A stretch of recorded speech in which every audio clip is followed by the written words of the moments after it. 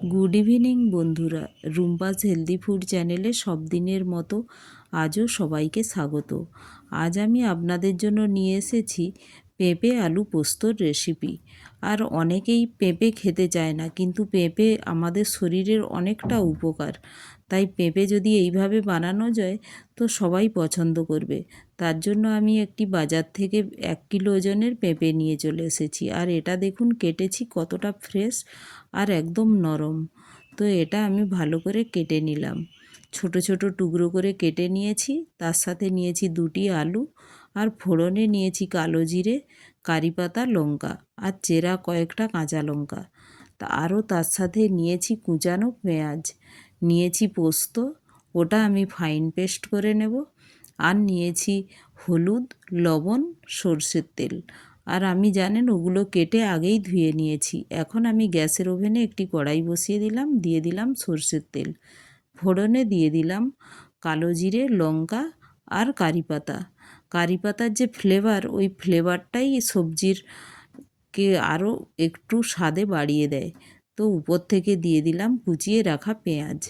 পেঁয়াজটা নাড়াচাড়া করে ওর মধ্যে দিয়ে দিলাম স্বাদ মতো লবণ আর হলুদ, দিয়ে একটু নাড়াচাড়া করে উপর থেকে আমি দিয়ে দেব যে কেটে রেখেছিলাম আলু আর পেঁপেটা।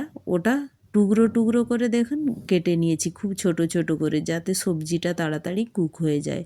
তো এটা পেঁয়াজের সাথেই একটু নাড়াচাড়া করে আমি এর মধ্যে দিয়ে দিলাম যে পোস্তটা আমি বেটে রেখেছিলাম, ওটা দিয়ে দিলাম। পোস্তটা দিয়ে নাড়াচাড়া করে আমি ঢেকে একটু কষে নেব। একটু মশলাটা জাস্ট মিশিয়ে একটু ঢেকে দিলাম। ঢেকে 2-3 মিনিট প্রায় আমি এটা কষিয়ে নিলাম। ঢেকে আমি একটু কষে নেব। আর কাঁচা পোস্তর ফ্লেভারের থেকে হালকা নেড়ে নিলে তার ফ্লেভারটা খুব ভালো আসে। দেখুন এইভাবে নেড়ে নিয়েছি। তো এখন এর মধ্যে দিয়ে দিলাম মশলা ধোয়া জল।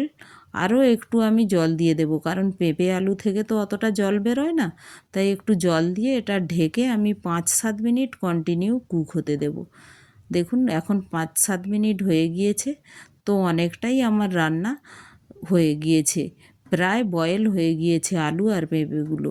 তো এখন একটি ডাল কাঁটার সাহায্যে আমি এগুলোকে একটু চেপে চেপে গলিয়ে নেব। তো মাখা মাখা হয়ে যাবে সবজিটা। আর দেখুন এই রকম ডাল কাঁটা আগে সব ইউজ করতো। তো এই ডাল কাঁটা দিয়ে আমি একটু সবজিটাকে ভালো করে গলিয়ে নিচ্ছি। তো খুন্তির সাহায্যে আর করতে হলো না। তো দিয়ে উপর থেকে দিয়ে দিলাম কুচিয়ে রাখা ধনেপাতা, দিয়ে আমি নাড়াচাড়া করে নিলাম। দেখছেন কতটা বয়েল হয়েছে। তো ভালো করে এটা ওই ধনেপাতার সঙ্গে মিশিয়ে নিয়ে আমার রান্নাটা হয়ে গিয়েছে। তো এখন আমি এটা ধনেপাতার সঙ্গে মিশিয়ে গ্যাসটা বন্ধ করে দেব। আর এটা ঢেকে আমি একটু রাখতে দেব, যাতে ওই ধনেপাতার ফ্লেভারটা পুরো সবজির মধ্যে এসে যায়। তো এখন আমার রান্নাটা হয়ে গিয়েছে। তো গ্যাসটা আমি অলরেডি বন্ধ করে দিয়েছি। তো ঢেকে দিলাম। 2 মিনিট পরে এসেছি, দেখুন দেখতেও যতটা সুন্দর লাগছে আর ফ্লেভারটা এত সুন্দর এসেছে কি বলবো আপনাদের। ফ্লেভারেই খাওয়াটা যেন মনে হচ্ছে হয়ে যাবে। আর এটা রুটি, ভাত সবেই এটা ভালো লাগে। তো বৃহস্পতিবার এই ধরনের একটি পেঁয়াজ না দিয়ে এরকম অবশ্যই বানাতে পারেন। আর দেখুন একটা পাত্রেও তুলে নিয়েছি, কতটা সুন্দর লাগছে। তো রেসিপিটি যদি ভালো লাগে একটি লাইক, শেয়ার ও সাবস্ক্রাইবও করে দেবেন।